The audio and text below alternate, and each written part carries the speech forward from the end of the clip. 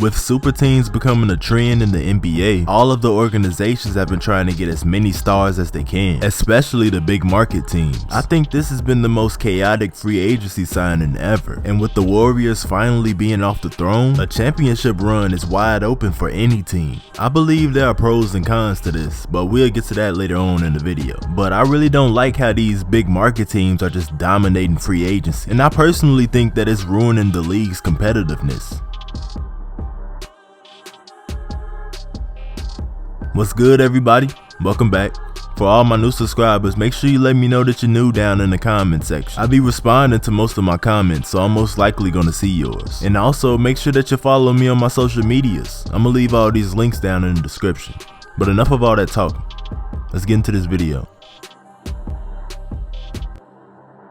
Now back to what I was talking about earlier. After Curry and the Warriors just lost a couple key players, I don't believe that they're the team to beat anymore. I still think that they're going to be one of the top teams in the West though. But looking on the bright side of the Warriors being knocked off the throne, we don't automatically know who's going to make it to the championship anymore. So it makes the league somewhat competitive again, but at the same time it doesn't. These super teams are just going to dominate the regular teams of the NBA. Of course they'll probably end up winning some regular season games, I mean that always happens. But around the time the playoffs come, it's just going to be a whole bunch of sweeps. But the problem that I have with these big market teams is that they don't really deserve these big time players. Let's take the Lakers for example. We all know that Kobe Bryant was the Lakers franchise player. He had a legendary career and his impact that he had on the game will never be forgotten. But when he was facing injuries towards the end of his career, the Lakers were forced into rebuilding mode. And in the next couple seasons, they weren't even making the playoffs, which is normal for rebuilding teams. They are supposed to be trying to find and develop some players that they feel have the potential to turn things around. But instead of going through that process, they ended up getting the best player of this generation, LeBron James. But the Lakers organization didn't earn him, because if you really think about it, LeBron James was better off with the Cleveland Cavaliers talent wise. The only reason they were able to get LeBron is because of the location and the history of the organization. We all know about the best players of all time that put on the Lakers uniform, but all of that is in the past. That shouldn't be a driving factor for players to want to sign there. Now I ain't gonna lie, I was kinda happy that the Lakers didn't make the playoffs last season. You shouldn't be able to just revive an organization that easily. But to make things even worse, they were able to sign Anthony Davis as well, and there's no telling who they're going to be able to get in the future. I got a quick question for y'all. Who do you guys believe messed up the league in terms of super teams? Was it LeBron James when he went to the Heat, or was it KD when he went to the Golden State Warriors? Let me know what y'all think down in the comment section. But anyways, it's just messed up how big market teams can just bounce back like that. But teams like the Charlotte Hornets still have to work through the process. If y'all remember the lockout season back in 2011, the Charlotte Bobcats had set a record for being the worst team ever. They only won 7 games. It got so bad that they had to change their whole name, and they have been in the rebuilding process ever since. This team really got it out the mud, and they almost made the playoffs last year. But it's messed up because all of that potential that they've been building up over the past couple of years just been wiped away. Their star player Kemba Walker just signed with the Boston Celtics, which is a big market team as well. But the Celtics get a pass though. They did develop most of their players instead of just running off and getting some more superstars. And last, we have Kawhi Leonard. We're not sure where he's going yet, but sources say that he's interested in the Lakers and the Clippers. Keeping in mind, he's already a star for a great team, and they just won a championship.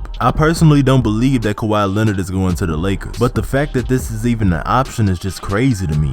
2 potential Hall of Famers is just not enough. They gotta go out and get a 3rd one. The league is just different now, man, and it's only gonna get worse. Hopefully somebody will bring order to the league fast, but I don't know what the future holds, so we just gonna have to wait and see. Peace. Just met your hoe, just smashed her, cut the roof, Chris. STK all in the A, I know she choosing. Dick her down and drop her off, then text a new bitch. Say my name, I know she